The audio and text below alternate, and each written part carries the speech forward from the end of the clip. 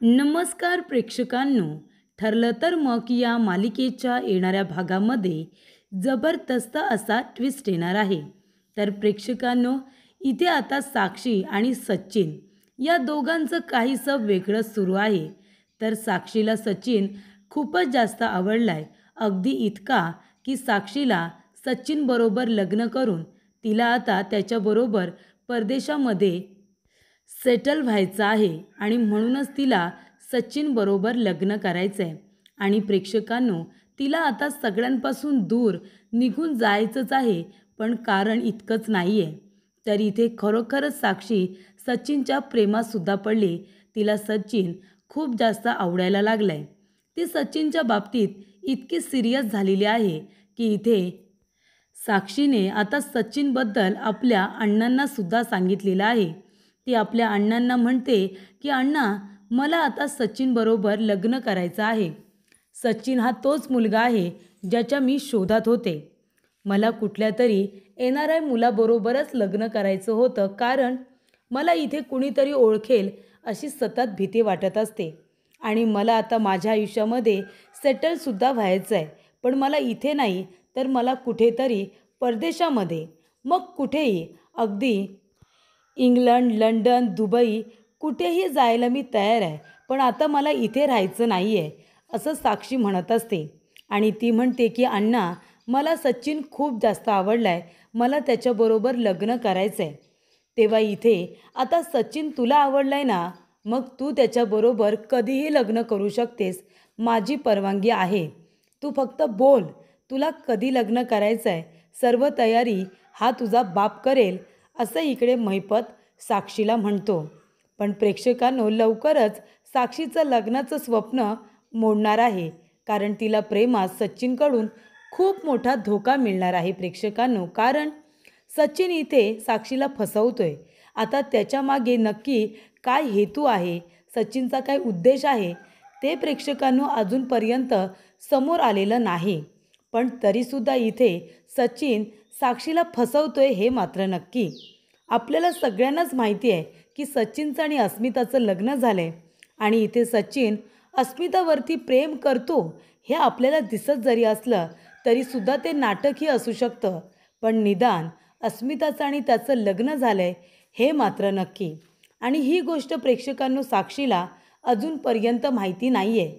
पण आता ते लवकरच कळणार आहे. म्हणूनच प्रेक्षकांनो, येणाऱ्या भागामध्ये इथे आता लवकरच अस्मिताचं डोहाळे जेवणसुद्धा होणार आहे. तिला आता इथे 7वा महिना लागल्यानंतर डोहाळे जेवण तर होणारच. आणि तेव्हा प्रेक्षकांनो, इथे आता डोहाळे जेवणाचे फोटो सोशल मीडियावरती सगळ्यांनी टाकलेले असतात.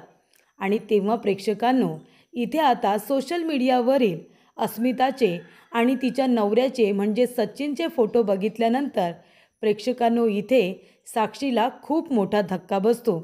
जेव्हा ती सोशल मीडिया अकाउंट चेक करते प्रियाचे, त्याचबरोबर इथे अर्जुनचे, तेव्हा प्रेक्षकांनो, सोशल मीडिया अकाउंट चेक केल्यानंतर इथे तिला अस्मिता आणि सचिन या दोघांचे एकत्र फोटोज दिसतात. आणि तेव्हा अस्मिताच्या हातामध्ये आई आणि सचिनच्या हातामध्ये बाबा असे 2 स्टिकरसुद्धा असतात. तेव्हा प्रेक्षकांनो, हे सत्य साक्षीला समजल्यानंतर तिच्या पायाखालची जमीनच सरकलेली असते. तर प्रेक्षकांनो, अस्मिताचा नवरा सचिन असल्याचं सत्य इथे समजताच महिपत आणि साक्षी दोघेही खूपच जास्त संतापलेले असतात, भयंकर चिडलेले असतात. त्यांना इथे सचिनचा आणि त्याचबरोबर संपूर्ण सुभेदार कुटुंबाचा राग आलेला असतो. तर प्रेक्षकांनो, येणाऱ्या भागामध्ये कशा पद्धतीने या गोष्टी पुढे घडत जातात आपण सविस्तरपणे बघूया. प्रेक्षकांनो, आपण बघितलं होतं की इथे साक्षीने चैतन्याला स्वतःच्या स्वार्थासाठी फसवलं होतं. म्हणजे तिला इथे वात्सल्य मर्डर केसमधून बाहेर पडायचं होतं. आणि म्हणूनच तिला अर्जुनचा सगळ्यात जवळचा, त्याचा सपोर्ट सिस्टीम, त्याचा जवळचा मित्र याला तिने अर्जुनपासून लांब केलं. त्याच्याबरोबर खोट्या प्रेमाचं नाटक केलं. त्याला आपल्या प्रेमाच्या जाळ्यात अडकवून तिने अर्जुनची आणि चैतन्याची मैत्री तोडून टाकली आणि अर्जुनला मेंटली डिस्टर्ब करण्याचा प्रयत्न केला. पण इथे तेव्हासुद्धा तिने फक्त चैतन्यबरोबर प्रेमाचं नाटक केलं होतं आणि प्रेक्षकांनो त्यानंतर चैतन्याच्या समोर संपूर्ण सत्य अर्जुन आणि सायली यांनी आणून दिलेलं असतं आणि तेव्हा चैतन्याचे डोळे हे उघडलेले असतात. तेव्हा प्रेक्षकांनो इथे आता चैतन्याला जेवढ्या वेदना झाल्या होत्या, त्याला जितका त्रास साक्षीमुळे झाला होता, आता तेवढा त्रास तर साक्षीला सुद्धा होणारच ना प्रेक्षकांनो. कर्मा इज बॅक म्हणतात तसं काहीसं साक्षीबरोबर आता झालेलं असतं. कारण ह्या वेळेला सिच्युएशन वेगळी आहे. त्यावेळेला चैतन्य साक्षीच्या प्रेमात अखंड बुडाला होता, जवळजवळ वेडा झाला होता. तिच्यासाठी काय बरोबर काय चूक, आपला मित्र कोण, त्याचं कुटुंब कोण, हे सुद्धा तो पूर्णपणे विसरून गेला होता. तसं काहीसं साक्षीचं झालं आहे. साक्षीसुद्धा सचिनच्या प्रेमामध्ये अखंड बुडून गेलेली आहे. ती सचिनच्या मनापासून प्रेमात पडलेली आहे. पण सचिन तिला फसवतोय. सचिनचं अस्मिताबरोबर लग्न झालं आहे. अस्मिता आता थोड्या दिवसांमध्ये आई होणार आहे आणि इथे सचिन साक्षीला सांगतोय की माझं लग्न झालेलं नाही आहे, मला अशी कोणी मुलगी भेटलीच नाही की तिच्याबरोबर मी लग्न करेन. हे सगळं बोलणं आता सचिन साक्षीबरोबर करत असतो. त्यामुळे साक्षी इथे आता त्याच्यामध्ये अजून गुंतत जाते. ती त्याच्यामध्ये खूप इंटरेस्ट घेते, अगदी इतका की त्याच्याबरोबर लग्न करून ती सेटल्ड होण्याचा विचार करते. आणि महिपत तर तयार आहे आपल्या मुलीच्या आनंदामध्ये, तो सुद्धा आनंदी आहे. आता जरी इथे साक्षी शिखरे ही समीरा शेखर झाली असली तरीसुद्धा तिचा लूक हा कुणीही ओळखू शकतं. म्हणजे जरी इथे आता मॉडर्न जे वेस्टर्न कपडे ती घालत असते त्याच्यामध्ये तिने चेंजेस केलेत. ती आता साडी वगैरे नेसते आणि केसांचा लूकसुद्धा तिने पूर्णपणे चेंज केलेला आहे. त्यामुळे प्रेक्षकांनो साक्षीला बाहेर पडायची भीती वाटत असते. पटकन जर कोणी तिला ओळखलं आणि दारापाशी जर पोलीस येऊन उभे राहिले तर, अशी भीती साक्षीला सातत्याने वाटत असते. म्हणूनच तिला कुणीतरी परदेशामध्ये राहणारा मुलगा बघायचं होतं आणि त्याच्याबरोबर लग्न करून तिला सेटल्ड व्हायचं होतं. आणि त्यामुळे प्रेक्षकांनो तो मुलगा आता तिला सचिनच्या रूपामध्ये सापडलेला असतो. पण प्रेक्षकांनो सचिनच्या मनामध्ये काहीसं वेगळंच आहे. दिल्लीला मीटिंगला जातोय असं सांगून सचिन साक्षीच्या इथे येऊन राहतोय. त्यानंतर अस्मिता सचिनला मिस करत असते, सारखी फोन मेसेजेस करत असते. पण सचिन मध्ये मध्ये एखादा रिप्लाय तिला देतोय, नाहीतर तिलासुद्धा तो इग्नोरच करतोय. तेव्हा आता प्रेक्षकांनो आता 3 महिन्याची चोरोटी भरून झाल्यानंतर 7व्या महिन्यामध्ये इथे आता ओढभरणी करत असतात. आणि तेव्हा प्रेक्षकांनो ओढभरणी करत असताना इथे आता संपूर्ण तयारी करत असतात की लवकरच आपल्याला इथे आता अस्मिताचं डोहाळे जेवण करायचं आहे. आता 3रा महिना तर झाला, 4था 5वा 6वा आणि आता 7वा महिना तिला लागलेला आहे. त्यामुळे लवकरच आपल्याला अस्मिताचं डोहाळे जेवण केलं पाहिजे असं इकडे कल्पना म्हणत असते. तेव्हा प्रेक्षकांनो अधूनमधून आता सचिनचं येणं जाणं हे अस्मिताकडे सुद्धा होत असतं. त्याचं वागणं बोलणं थोडंसं संशयास्पद आता इथे अर्जुनला वाटत असतं, पण तो इतकं काही त्याला सिरियसली घेत नसतो. तरीसुद्धा प्रेक्षकांनो इथे आता महिपतने सचिनबरोबर लग्नाचा इथे आता निर्णय घेण्याचं ठरवलेलं असतं.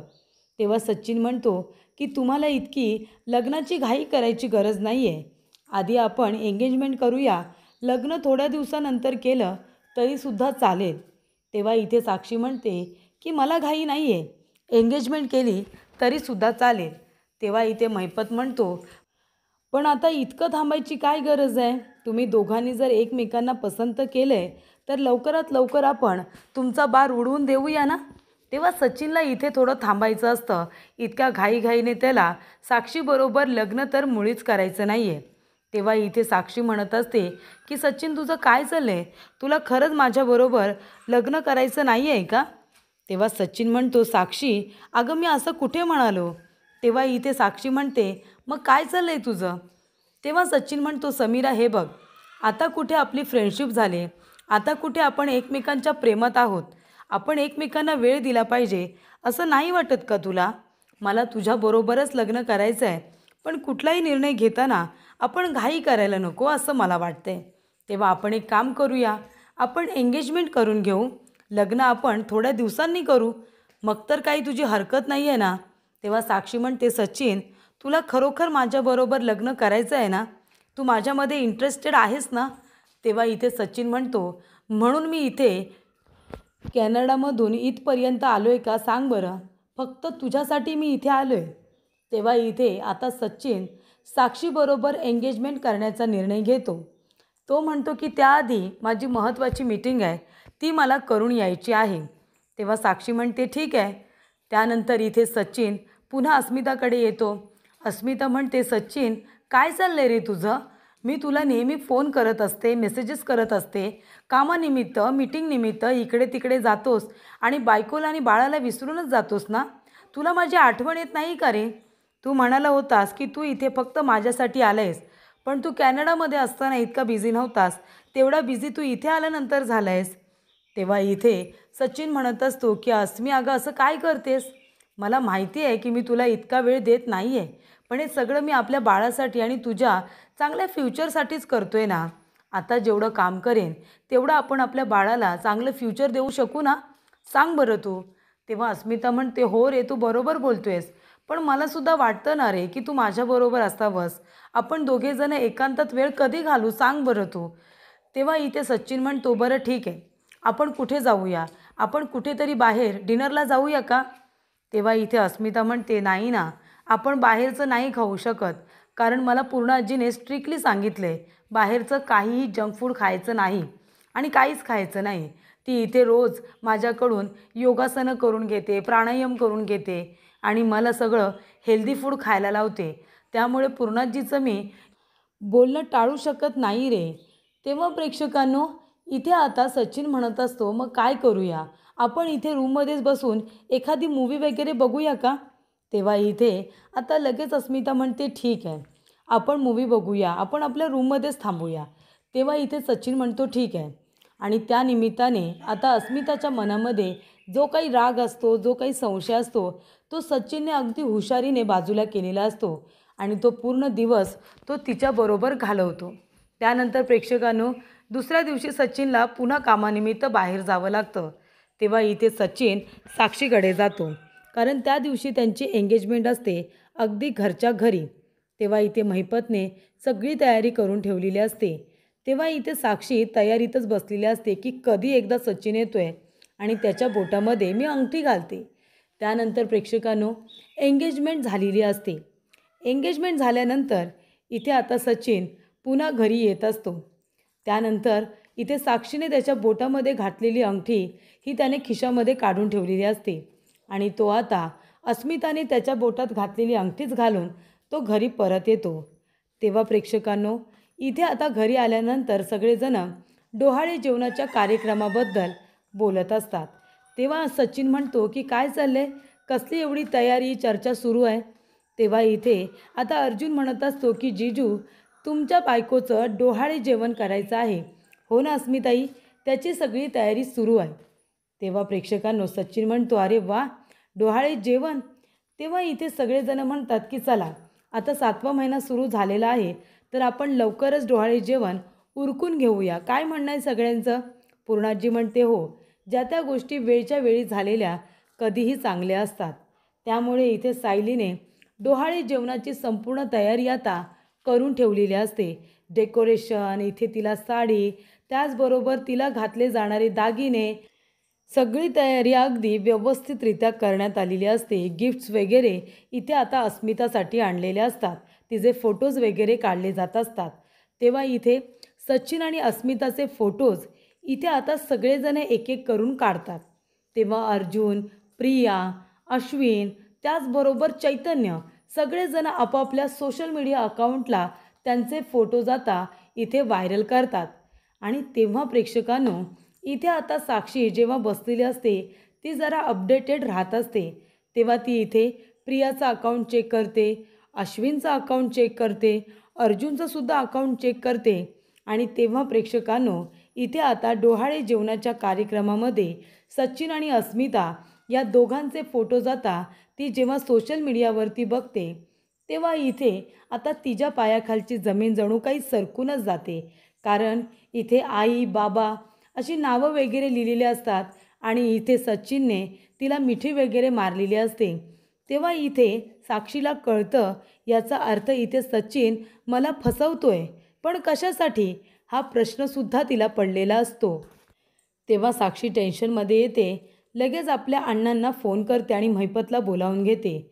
महिपतसुद्धा घाईघाईने येतो आणि म्हणत असतो, काय झालं समीरा शेखर, तुम्ही का मला इतका आनंदाने बोलवलं.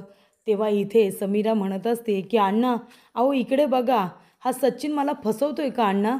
तेव्हा इथे आता सचिन आणि अस्मिता या दोघांना आता एकत्र बघितलेलं असतं.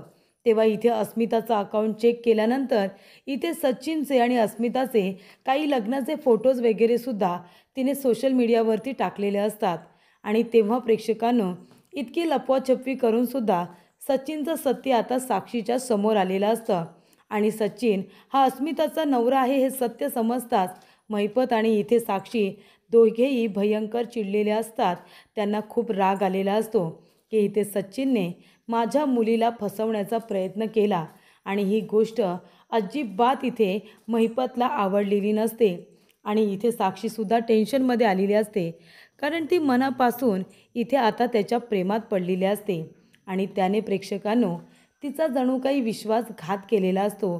आणि तेव्हा इथे आता चिडलेली साक्षी इथे टोकाचा निर्णय घेणार असते. एंगेजमेंटची अंगठी तिने आपल्या बोटातून काढून आता फेकून दिलेली असते. माझ्याबरोबर प्रेमाचं नाटक करण्याचं नक्की कारण तरी काय, असा जाब ती आता सचिनला विचारणार असते.